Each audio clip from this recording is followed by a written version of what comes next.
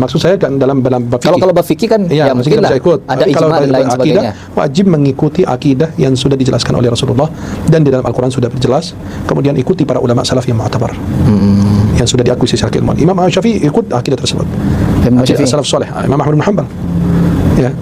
Maka di dalam akidah wajib kita mengikuti akidah Rasulullah dan para sahabat, para salaf soleh. Kita mengikuti Quran Sunnah dengan pemahaman para salaf soleh. Tapi terkadang ada dari mereka yang sudah diakui secara keilmuan. Imam Syafi'i ikut akidah tersebut, akidah salaf soleh. Imam Ahmad bin Hanbal, ya. Maka di dalam akidah wajib kita mengikuti akidah Rasulullah dan para sahabat.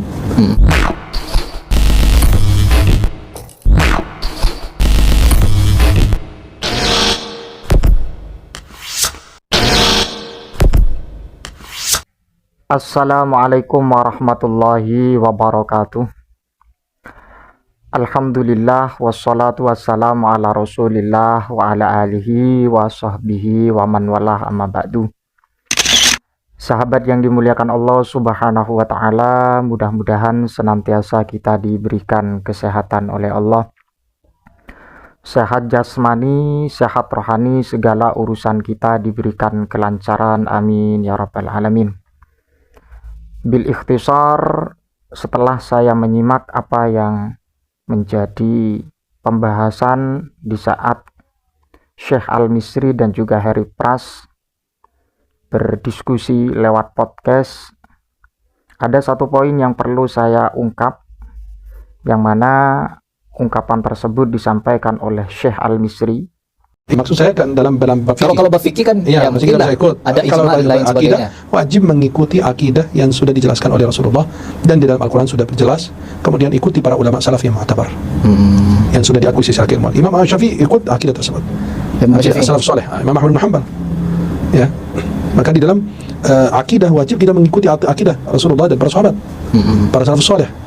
Kita mengikuti Quran Sunnah dengan pemahaman para salaf soleh. Tapi terkadang ada dari mereka, secara tidak langsung, Syekh Al-Misri atau pernyataan dari Syekh Al-Misri tersebut bahwa menentang apa yang menjadi sikap dan juga statement dari kelompok atau dari para asatid salafi.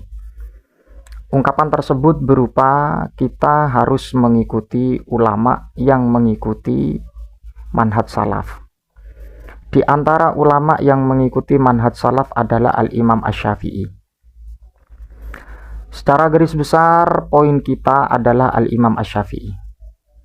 Ketika sudah pas untuk kita jadikan rujukan, karena beliau adalah ulama salaf dan juga mengikuti manhaj salaf, mengikuti para sahabat dan juga mengikuti sunnah Rasulullah Shallallahu Alaihi Wasallam.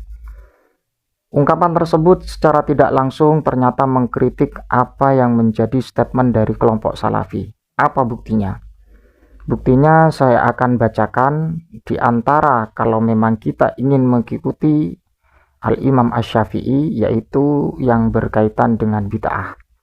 Kelompok salafi secara tegas mengatakan tidak ada bid'ah hasanah dalam Islam. Jadi kalau bid'ah nggak ada, istilah bid'ah hasanah tidak ada. Jadi harus bedakan antara sunnah hasanah dengan bid'ah hasanah. Tidak ada bid'ah hasanah dalam agama. Ternyata kalau memang kita ingin mengikuti ulama yang bermanhaj salaf atau mengikuti ilmu-ilmu yang bersifat salafunas sholih, di antaranya Al-Imam Asy-Syafi'i, dan Al-Imam Asy-Syafi'i sangat tegas dan sekaligus dikutip oleh Ibnu Taimiyah dalam kitab Majmu'ul Fatawa. Dalam kitab Al-Majmu'ul Fatawa, Al-Imam Asy-Syafi'i dikutip oleh Ibnu Taimiyah. Redaksinya sebagaimana berikut. Qala Asy-Syafi'i rahimahullahu ta'ala, al-bid'atu bid'atani. Bid'ah itu ada dua.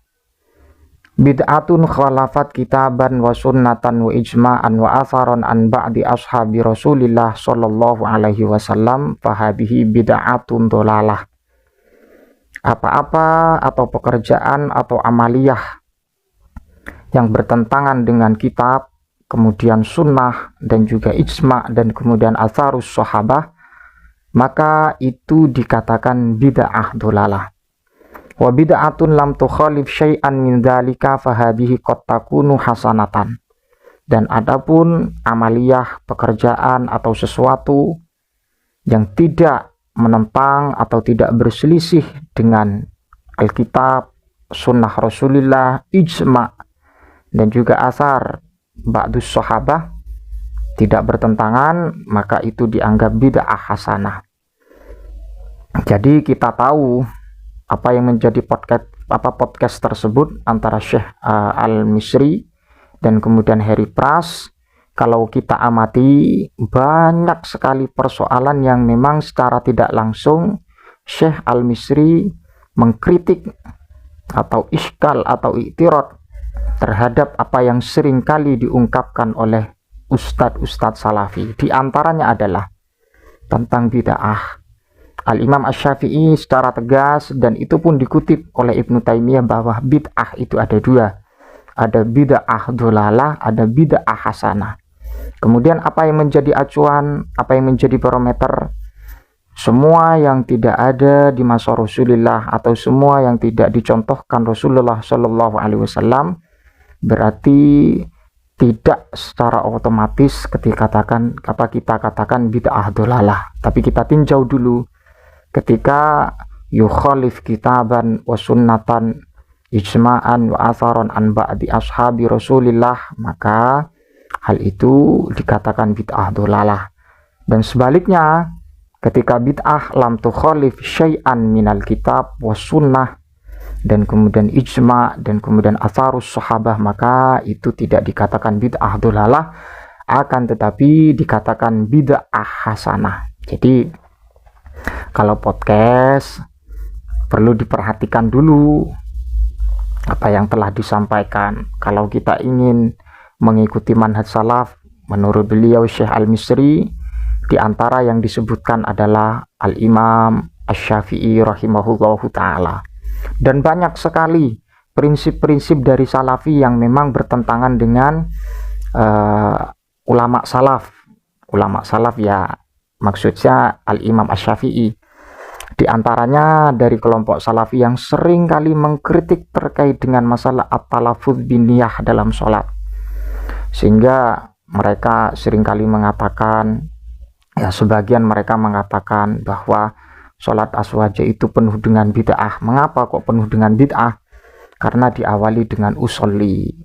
Padahal usolli itu kalau kita melirik atau melihat pendapat dari Imamuna Asy-Syafi'i bahwa at-talaffuz binniyah itu hukumnya sunnah, dikarenakan liusa'ida al-lisanu al-qalbah, agar bisa membantu lisan tersebut terhadap hati yang untuk melakukan niat.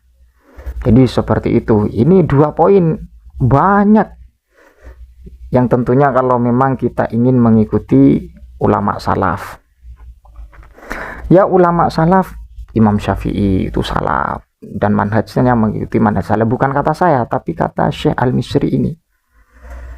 Dan memang apa yang menjadi podcast tersebut, Harry Pras tidak sadar bahwa yang disampaikan oleh Syekh Al-Misri tersebut secara tidak langsung menentang atau secara tidak langsung mengkritik atau membombardir apa yang telah disampaikan kelompok salafi.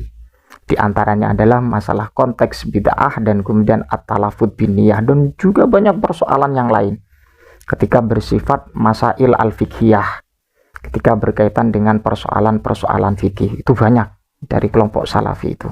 Tidak perlu saya sebutkan dan bisa Anda cek sendiri. Wallahu a'lam bishawab, mudah-mudahan bermanfaat. Wallahul muwaffiq ila aqwamit thoriq. Assalamualaikum warahmatullahi wabarakatuh.